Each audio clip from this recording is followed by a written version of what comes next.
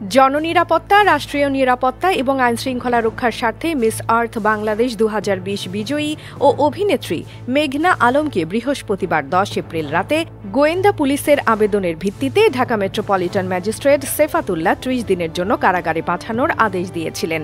এর প্রেক্ষিতে রোববার 13 এপ্রিল আটকাদেশ চ্যালেঞ্জ করে হাইকোর্টের একটি দ্বৈত বেঞ্চে রিট করেন মেঘনার বাবা।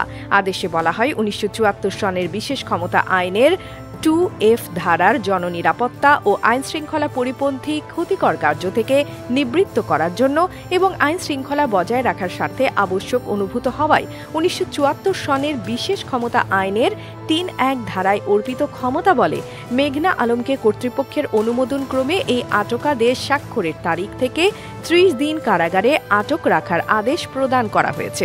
পরবর্তী সময়ে তাকে কাশিমপুর কারাগারে পাঠানো হয়। 2020 সালের 5 অক্টোবর মিস আর্থ বাংলাদেশ প্রতিযোগিতায় বিজয়ী হন মেঘনা আলম। পরিবেশকে রক্ষা করতে ফেলে দেয়া প্লাস্টিক দিয়ে নতুন পণ্য বানিয়ে এবং তা বিক্রয়ের মাধ্যমে নারী উদ্যোক্তা তৈরি করে নারীদের স্বাবলম্বী করার প্রচেষ্টায় মিস আর্থ বাংলাদেশ প্রতিযোগিতার এই আয়োজন করা হয়। ওইদিকে মেঘনাকে আটকে ডিবির বিরুদ্ধে উঠেছে অনিয়মের অভিযোগ, যার কারণে ডিবি প্রধান রেজাউল করিম মল্লিককে ডিবি প্রধান থেকে অপসারণ করা হয়েছে। এছাড়া মেঘনার আটকটি সঠিক প্রক্রিয়ায় হয়নি বলে আইন উপদেষ্টা আসিফ নজরুলও এক মন্তব্য করেছেন। মুক্তি টিভি নিউজ ডেস্ক।